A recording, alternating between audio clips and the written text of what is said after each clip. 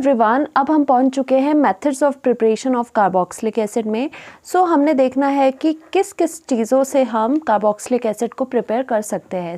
First method is the by primary alcohols. आपने पढ़ा होगा अल्कोहल वाले चैप्टर में, primary alcohol means 1 degree alcohol से भी आप कार्बोक्सिलिक एसिड बना सकते हो। ठीक है, primary alcohol 1 degree alcohol are readily oxidise to carboxylic acid by strong oxidising agents.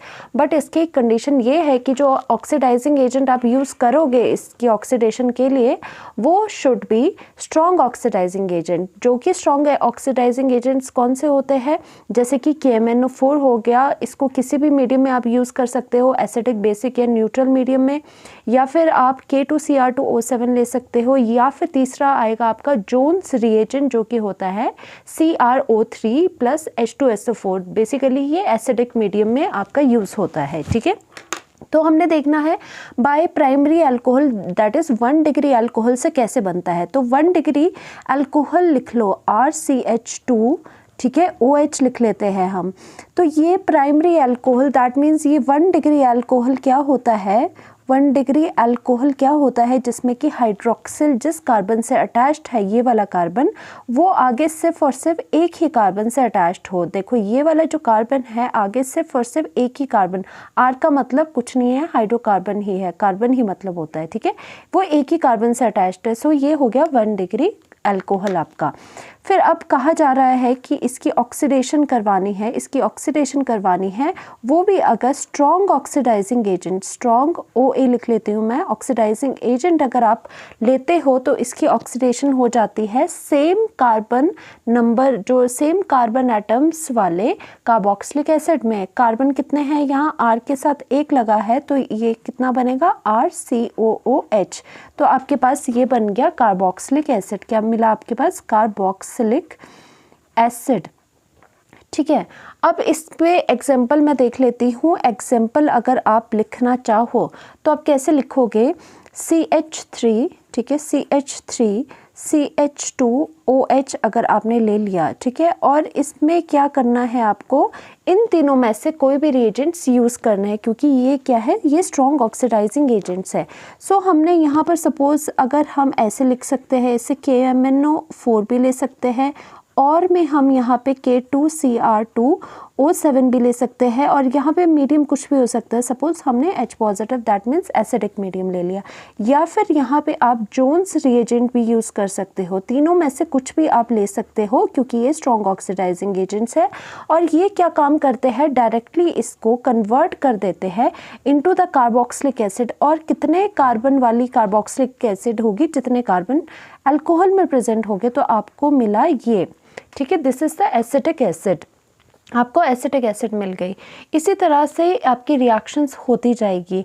And देखने वाली बात यह है कि एक्चुअल में इसमें क्या होता है कि यहाँ से अल्कोहल है, सपोज CH3 CH2OH है, ठीक है। 1 डिग्री अल्कोहल हमने क्यों लिया, बिकॉज जो 1 डिग्री अल्कोहल है, और अगर आप ये वाली चीज़ें लो, ठीक है, इसकी ऑक्सीडेशन करो, तो फर्स्टली क्या मिलता है आपको, एक एल्डिहाइड मिलता है, CH3CHO, सेम कार्बन एटम का आपको एल्डिहाइड मिलता है, जो कि आपने एल्डिहाइड की प्रिपरेशन में भी पढ़ा होगा। फिर फर्दर क्या होता है, ये रिएक्शन यहाँ नहीं रुकती। अगर तो आप यहाँ पर माइल्ड ऑक्सीडाइजिंग एजेंट लेते तो रिएक्शन आपकी सिर्फ एल्डिहाइड तक रुकनी थी। तभी तो हमने कहा है कि स्ट्रॉन्ग ऑक्सीडाइजिंग एजेंट्स का यूज़ होगा। स्ट्रॉन्ग ऑक्सीडाइजिंग एजेंट्स क्या करते हैं, इस रिएक्शन को एल्डिहाइड पे ना ख़त्म करके उसको फर्दर प्रोसीड करवाते हैं एंड उसकी ऑक्सीडेशन करवा देते हैं CH3COOH, that means carboxylic acid. Carboxylic acid में ये कन्वर्ट हो जाता है। ठीक है, यही मतलब था इसके स्ट्रॉन्ग ऑक्सीडाइजिंग एजेंट लेने का। और दूसरी बात, सिर्फ 1 डिग्री अल्कोहल ही क्यों लेते हैं हम, क्योंकि अगर 2 डिग्री अल्कोहल ले तो उससे क्या होता है, उसकी ऑक्सीडेशन से यहाँ पे एल्डिहाइड नहीं बनता, बल्कि यहाँ पे आपका कीटोन्स बन जाता है। और हमें पता है कीटोन्स की further oxidation into the carboxylic acid possible नहीं है, इसीलिए हम यहाँ पे 1 डिग्री अल्कोहल लेते हैं। आपको ये पता चला कि primary alcohol that means 1 degree alcohol में अगर आप स्ट्रॉन्ग ऑक्सीडाइजिंग एजेंट इन तीनों में से कोई भी डालते हो तो डायरेक्टली आपको सेम कार्बन एटम की कार्बोक्सिलिक एसिड मिल जाएगी। सेकेंड मेथड आता है, यहीं से पता लगा लो, जैसे एल्डिहाइड से हमने कार्बोक्सिलिक एसिड बनाया था वैसे ही हमने यहाँ पे लिखा है बाय एल्डिहाइड भी हम कार्बोक्सिलिक एसिड बना सकते हैं। अब ये देखो एल्डिहाइड के लिए अब ऑक्सीडाइजिंग एजेंट जो भी हो, इसमें माइल्ड ऑक्सीडाइजिंग एजेंट भी काम कर जाएंगे, ठीक है। स्ट्रॉन्ग तो करेंगे ही, ठीक है, स्ट्रॉन्ग तो काम करेंगे ही, बट जो माइल्ड ऑक्सीडाइजिंग एजेंट होते हैं जिनके पास माइल्ड होती है, वो कौन से होते हैं? माइल्ड ऑक्सीडाइजिंग एजेंट्स जो होते हैं वो होते हैं जो आपने पढ़ा है टॉलेंस रिएजेंट, ठीक है, टॉलेंस रिएजेंट होता है, और फेलिंग रिएजेंट, और आपके क्या हो गए? फेलिंग रिएजेंट हो गए। ये दोनों ही आपने पढ़े हैं, ये किस में आते हैं? माइल्ड ऑक्सीडाइजिंग एजेंट्स में आते हैं।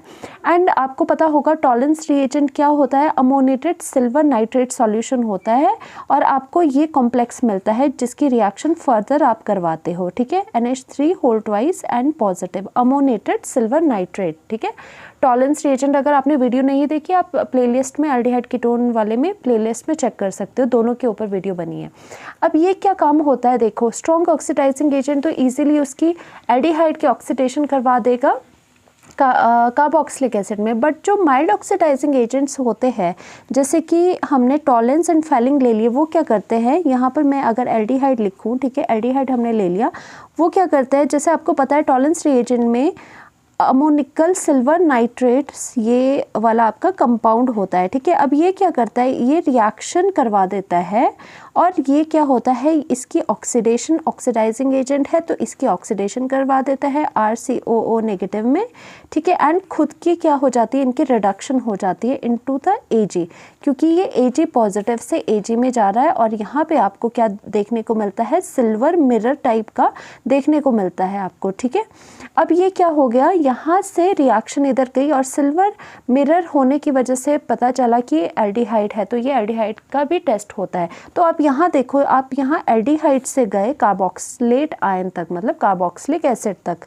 उसी तरह से जो फेलिंग टेस्ट है, फेलिंग टेस्ट में क्या होता है? फिर से आप एल्डिहाइड ले लो, एंड फेलिंग सॉल्यूशन से आपको क्या मिलता है? कॉपर 2 पॉजिटिव आयंस मिलते हैं जो कि ब्लू इन कलर होते हैं। उनके रिएक्शन के साथ क्या होता है फर्दर? आपको पता है फेलिंग रिएजेंट फिर से ऑक्सीडाइजिंग एजेंट है, माइल्ड ऑक्सीडाइजिंग एजेंट है, तो ये क्या करता है?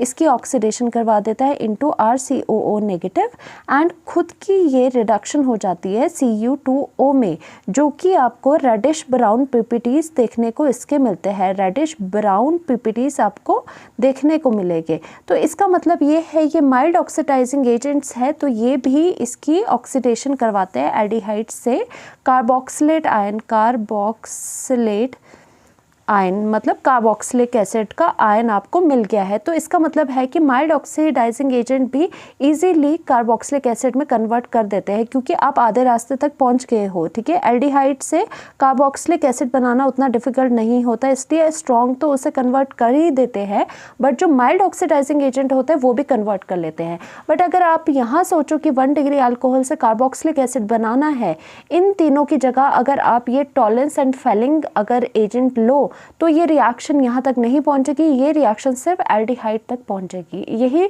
मतलब था आपका इसमें स्ट्रॉन्ग ऑक्सीडाइजिंग एजेंट लेने का। Thank you so much.